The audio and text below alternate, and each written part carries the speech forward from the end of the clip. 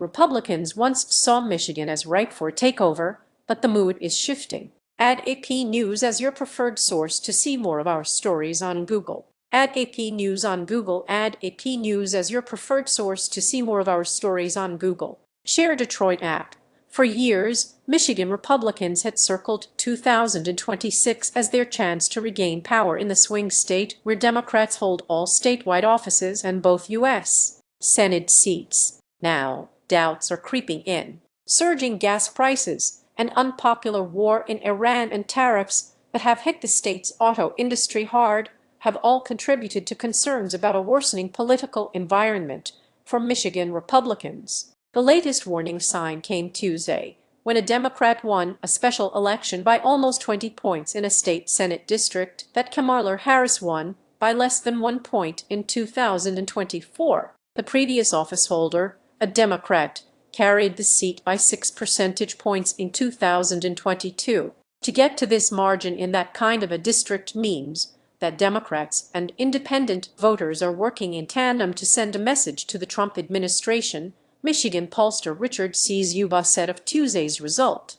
The sentiment could pose a challenge for Michigan Republicans in a midterm year when voters will decide the governor's office, control of the legislature, and a premier U.S. Senate race. The mood of voters in Michigan also matters for a national Republican Party that sees the state, which Donald Trump flipped in 2024, as central to its coalition, and a midterm map that will again hint heavily on the industrial Midwest. If they don't get Iran figured out pretty quick, we're screwed nationally. Trump's approval rating on the economy fell between March and April as the Iran war sent prices higher, according to an AP North poll. The April poll found that approval had eroded even among Republicans, with 62% having a positive view of the way Trump is handling the economy, down from 74% in March. Trump's economic approval remained low among independents, who have an outsized role in deciding elections in swing states like Michigan.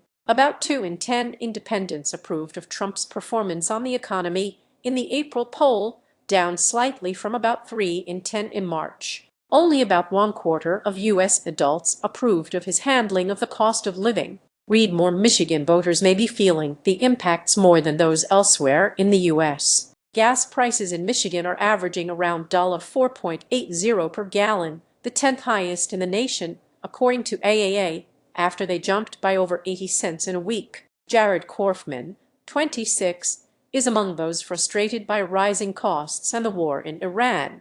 He voted for Democrat Chedrick Green in Tuesday's election, saying he's a teacher who doesn't make much money. The sacrifices being made for something that is nowhere near us are unnecessary, he said.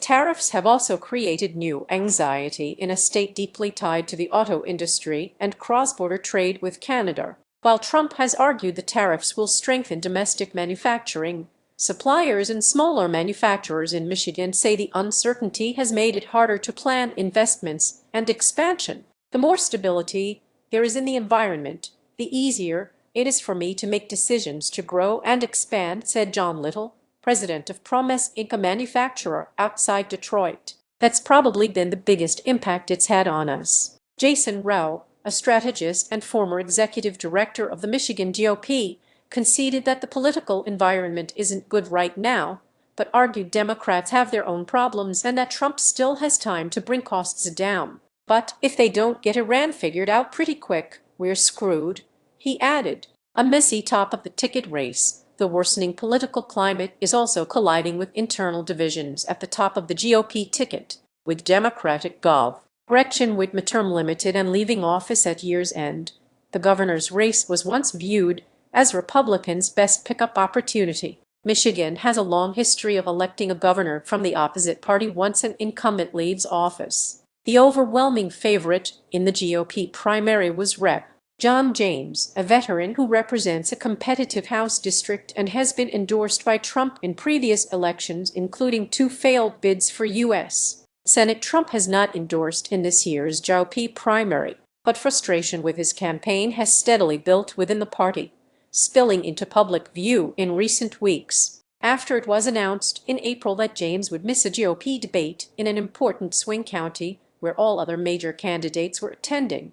a wave of Republicans criticized him. The data is clear.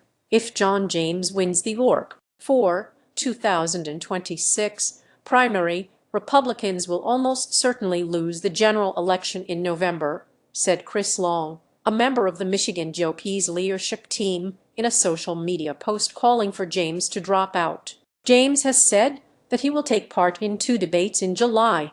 Democrats have their own concerns. Secretary of State Jocelyn Benson is expected to lead the Democratic field, though Genesee County Sheriff Chris Swanson is also running. Some in the party worry that Detroit Mayor Mike Duggan, a former Democrat now running for governor as an independent, could pull votes from their nominee. But James' campaign has also been complicated by the late entry of Perry Johnson, a millionaire businessman who mounted long shot bids for governor in 2022 and president in 2024. Johnson has aggressively attacked James and has the money to sustain it, announcing a $10 million television ad buy in February. Republican strategist Dennis Lennox criticized James as running an awful campaign, but added that no matter who is the nominee, it will be a tough cycle. Anyone who isn't being paid to say otherwise will concede that 2026 is going to be a very difficult year for Republicans, said Lennox. In a statement,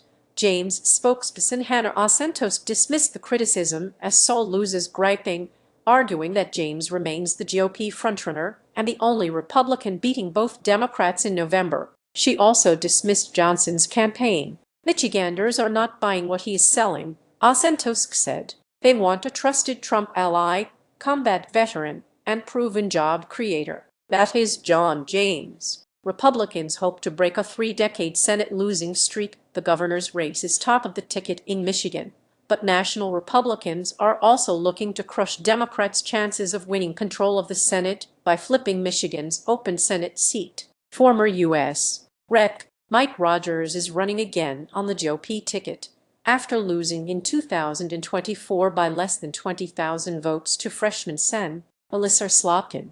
Democrats are in the midst of a competitive and increasingly messy Senate primary with 3 high-profile candidates vying for the party's nomination in the for primary. Still, questions linger about whether Rogers can win a race. He lost even with Trump on the ballot. No Republican has won a U.S. Senate race in Michigan since 1994. Rogers maintains the most cash on hand of any Senate candidate due to a non-competitive GOP primary, but was behind Democratic candidates Mallory McMorrow, a state senator, and Dr. Abdul El-Sayed, a former health official, in fundraising in the first quarter of 2026. The Senate Leadership Fund, the leading super PAC for Senate Republicans, announced an initial $45 million investment in the Michigan race early in April. C. Zubat said the influx of outside money may not help Rogers if it further nationalizes the race. If the conversation is nationalized in Michigan,